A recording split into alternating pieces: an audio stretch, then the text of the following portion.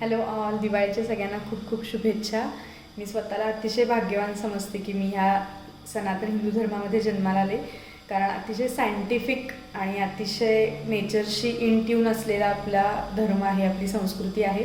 आणि याच्यामध्ये तुम्ही जसं मी मागच्या एका व्हिडिओमध्ये सांगितलं, if you just go along with the culture you will be healthy.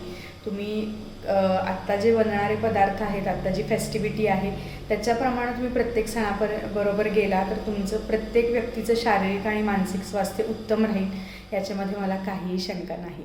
दिवाळीच्या पुन्हा एकदा सगळ्यांना खूप शुभेच्छा. आजच्या सिरीजमध्ये आपण बघतो की रेस्पायरेटरी ॲलर्जी काय आहे. तर रेस्पायरेटरी जसं याच्या नावामध्ये याच्यामध्ये श्वसन मार्गाबरोबरच याच्यामध्ये कान, डोळे ह्या गोष्टीसुद्धा इन्व्हॉल्व असतात, कारण अर्थातच या सगळ्या इंटरकनेक्टेड आहेत. तर याच्यामध्ये सगळ्यात अगदी माइल्ड लिस्ट रिॲक्शनपासून सिव्हिअर ब्रेथलेसनेस यापर्यंत ही रिॲक्शन जाऊ शकते. तर याच्यामध्ये अर्थातच ॲलर्जी म्हणजे तुम्ही ॲलर्जन्सची एक्सपोज होता. तर ह्याच्यामध्ये ॲलर्जन्स खूप वाईड व्हरायटी आहे. याच्यामध्ये साध्या धुळीपासून, फुलांच्या वासापासून, एखादी कुबड जागा असेल तर, एखादी दमट जागा असेल तर, एखादी खूप दिवस बंद असलेल्या जागेमध्ये तुम्ही अचानक गेला, किंवा खूप दिवसानंतर एखादे घडी करून ठेवलेले कपडे, पांघरुणं काढली आणि ती जर वापरायला घेतली, तर अशा ह्याच्यामध्ये फोडणी, अनेक प्रकारचे कुकिंगचे वास, ह्याच्यामध्ये तुम्ही श्वासामधून जे जे काही आत जातं त्यातल्या प्रत्येक गोष्टीला कोणाला तरी कशाची तरी ॲलर्जी असते. तर ते याच्यामध्ये सिव्हिॲरिटी 1-2 शिंका, ते शिंकांचं वर्ल्ड रेकॉर्ड, नाकातून थोडंसं पाणी येणं, ते नाकातून वाहणारे धबधबे, डोळ्यांची साधी होणारी फडफड किंवा डोळ्यांना येणारी खास, किंवा डोळ्यांना येणारी खास त्याच्याबरोबर डोळ्यात येणारं खूप पाणी, डोळ्यातनं येणारं पाणी आणि डोळ्यात येणारी खूप घाण, डोळे चिकटणे, ते सिव्हिअर रेडनेस ऑफ आईज किंवा विजनवर थोडासा परिणाम होणं, इथंपर्यंत ही ॲलर्जी जाऊ शकते. आणि अर्थात जसं मी म्हणलं की कान, नाक, घसा हे एकमेकांशी कनेक्टेड आहे, त्यामुळे ही ॲलर्जी घशामध्ये एक्सटेंड होऊन लंग्सपर्यंत जाऊ शकते जर व्यवस्थित ट्रीट केली नाही तर. आणि आपल्याला याचं जर सर्दी झाली तर आपल्याला माहिती आहे, आपल्याला कानामध्ये पण अस्वस्थ होतं. तसं जर तुम्हाला ॲलर्जीचा त्रास असेल तर तुम्हाला कानामध्ये पण खाज येऊ शकते. तर आता याच्यामध्ये जसं मी तुम्हाला सांगितलं की बेसिस ऑन सिव्हिॲरिटी आहे, तर याच्यामध्ये सगळ्यात वर्स्ट पार्ट असा आहे की शिंका आहे, सर्दी आहे, माणूस दिसताना खूप हेल्दी दिसतो की त्याला काही होत नाही आहे, पण आतून सतत त्याला ती शिंका, सर्दी आणि मग श्वास घ्यायला होणारा त्रास, सतत अस्वस्थपणा, सतत ते पाणी गळणं, सतत ते पुसणं, याच्यामुळं माणूस खूप वीक होऊन जातो. त्याची म्हणजे आपण वर्क कपॅसिटी म्हणतो किंवा ॲबिलिटी म्हणतो, ती त्याची कमी होत जाते. आजार दिसत तर काही नाही आहे, पण आजार सतत शरीरामध्ये आहे. तर ही ॲलर्जीच्या लोकांची, खूप लोकांचं हे असतं की मॅडम दिसताना आजारी नाही दिसत आहे, पण आजार आतमध्ये सतत आहे. आणि रेस्पायरेटरी ॲलर्जीमधलं अजून एक अलार्मिंग गोष्ट म्हणजे जर तुम्ही XYZ ॲलर्जनला जर जास्त एक्सपोज झाला तर तुम्हाला श्वास घ्यायला खूप त्रास होऊ शकतो, कारण आपली जी श्वासनलिका आहे त्याला सूज येते, आणि मग सूज आल्यामुळं त्याच्यातून आपण जेवढा आपल्याला हवेची गरज आहे, ऑक्सिजनची गरज आहे, तेवढी आपल्याला प्रोव्हाइड होऊ शकत नाही.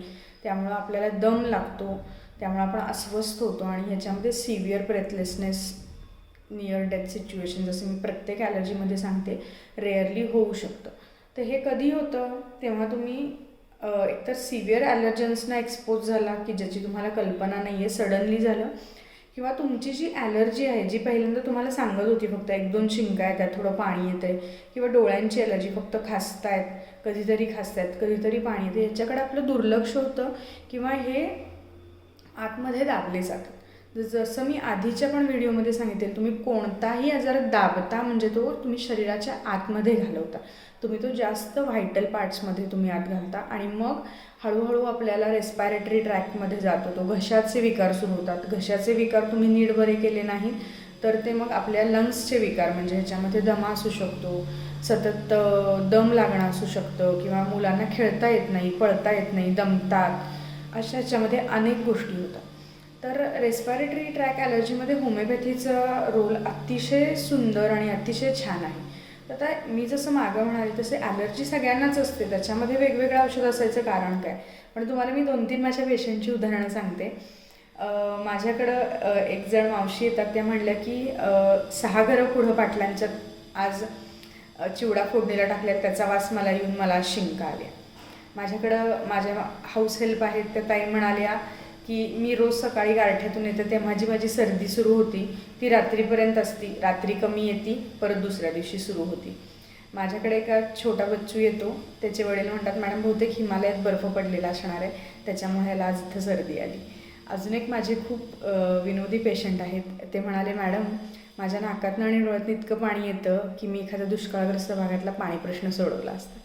तर आता तुम्ही याच्यामध्ये बघा की किती व्हरायटी आहे पेशंटचा ॲप्रोच टुवर्ड्स द डिसीज.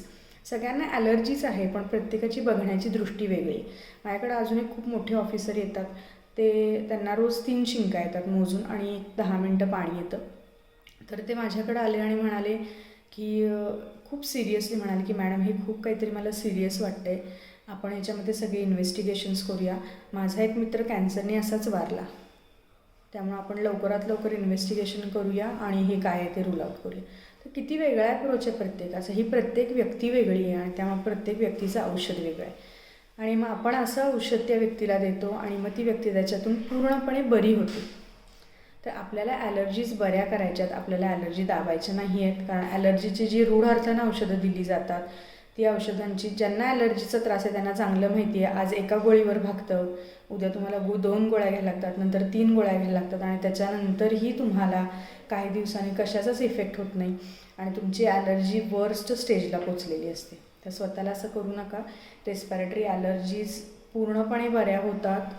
तुम्ही त्या अगदी इनिशियल फेजला असताना लहान मुलांच्यात असतील तर लवकरात लवकर या. लहान मुलांच्यात कुठलेही आजार पटकन बरे होतात. त्यांची डेव्हलपिंग बॉडी असते, डेव्हलपिंग एज असतं, त्यामुळं त्या डेव्हलपमेंटमध्येच आपण ह्या ॲलर्जी पूर्णपणे बऱ्या करू शकतो. तर स्वतःची काळजी घ्या. दिवाळीचा सण भरभरून आनंद घ्या दिवाळीच्या सणाचा. उद्या आपण भेटू एका नवीन टॉपिकबद्दल. ते उद्या कळेलच तुम्हाला. तोपर्यंत काळजी घ्या. बाय.